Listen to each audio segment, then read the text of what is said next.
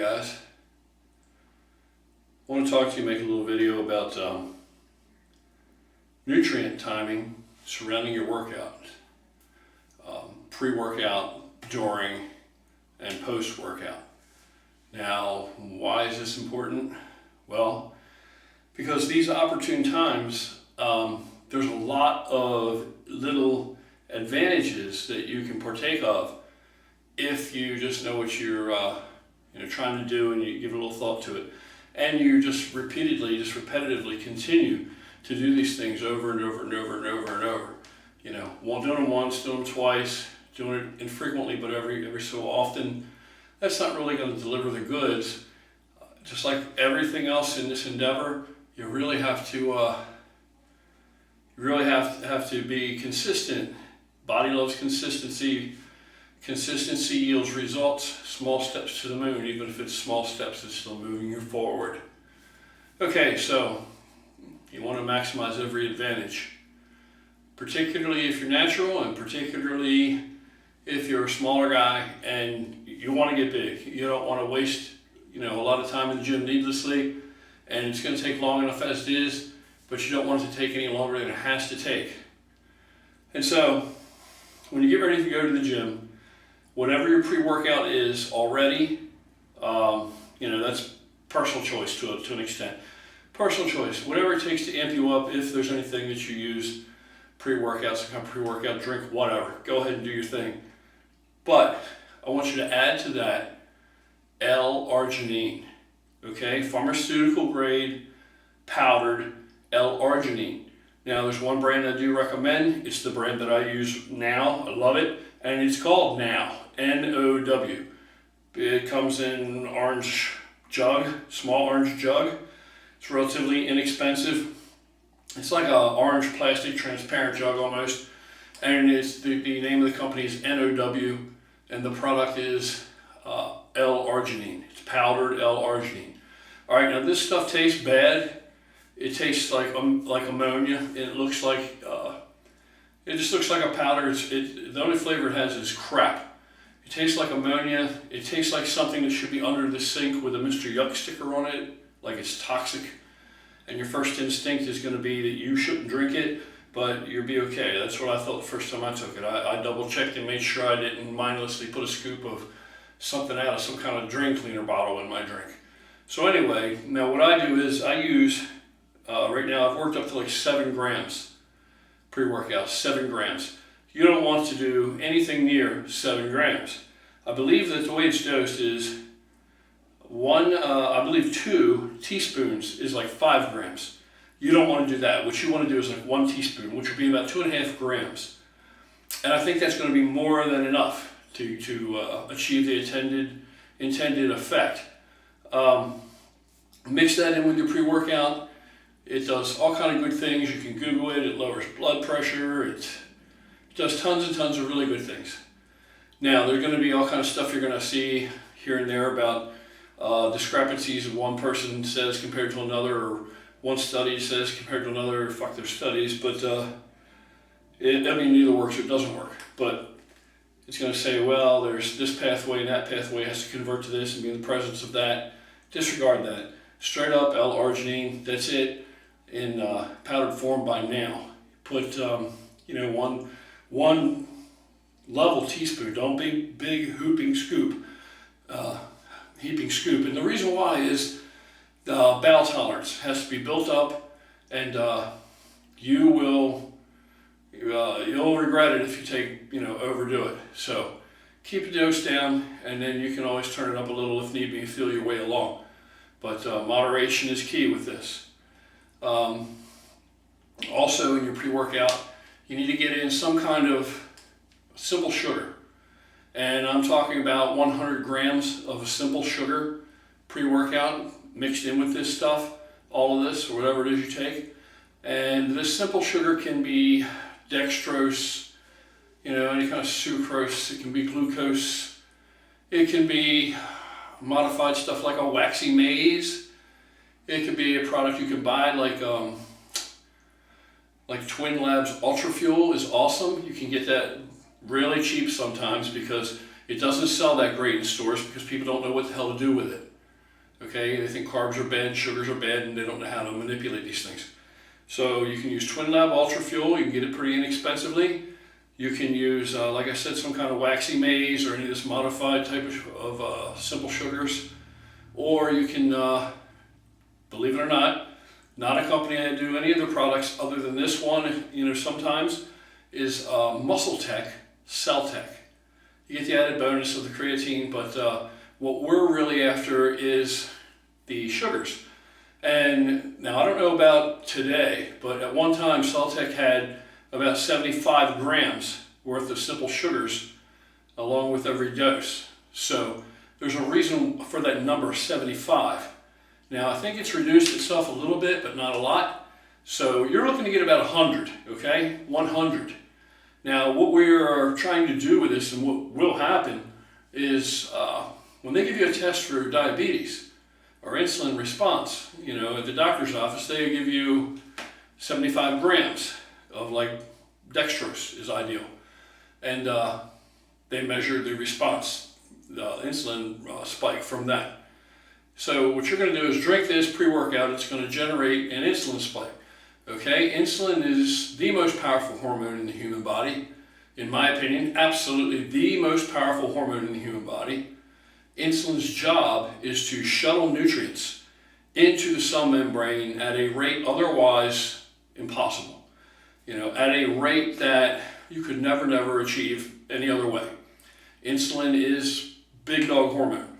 It's why it's credited for so much of the different size difference in today's physiques. Everybody says it's GH and insulin, and that's why these guys are 300 pounds and enormous now. And well, really, a lot of it's just overeating, believe it. But the insulin response, there's no reason for you to even consider, taking exogenous, insulin from outside the body. There's no reason for you to introduce foreign insulin into your body. Why take the risk? It's very risky. It's very dangerous. It's a crapshoot. It's just too much bullshit, too much complication to think about. Okay, let's keep it simple. One, if you're healthy, if you're not diabetic, if your pancreas functions normally and you produce insulin like as what's considered a healthy, normal person would, then this is what you want to try. Now, if you are diabetic or you have some kind of a problem like that with insulin production, we'll get to that later because my training partner currently, one of my training partners happens to be diabetic, been diabetic since childhood and wears full-time insulin pump. So his nutrient uptake and his timing and everything else is totally different than what you or I do not having diabetes. And for any of you out there who may have diabetes, we're going to interview him at a future point soon and get his input on things he may or may not do differently, what works and what doesn't work so well for him working with his diabetes. What's pro about it and what's con about it in this effort to build muscle. You and I, so you want to go ahead and take your 100 grams of simple sugar.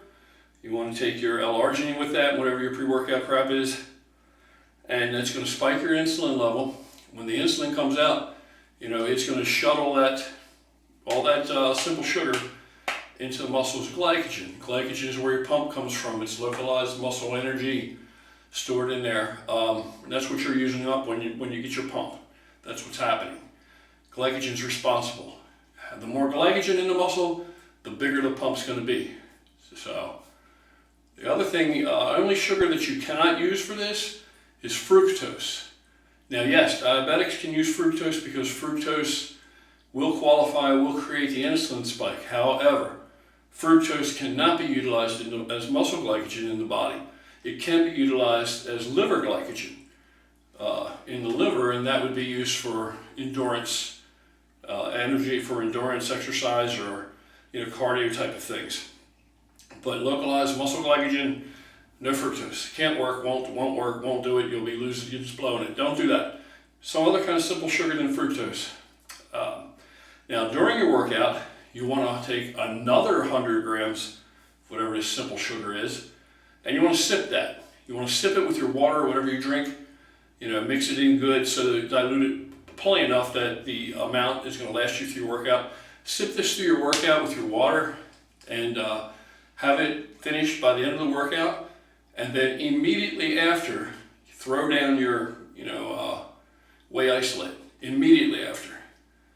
And if you do it this way, what you're going to get is you're going to be able to supersaturate the muscles because they're in a state where you're wringing out that glycogen. It's like a sponge. You can actually soak up more glycogen now than otherwise possible. And you've got the additional bang of the insulin pushing all this glycogen into the muscle at an incredible amount. And if you do this for 7 to 10 days, probably sooner than that you'll see it, but in 7 to 10 days, you will have the pumps of your life. And if you do this, every time you work out, you'll actually walk around, you'll get up in the morning, and you will be noticeably fuller, bigger, rounder muscles. And that's because they're just loaded up with glycogen.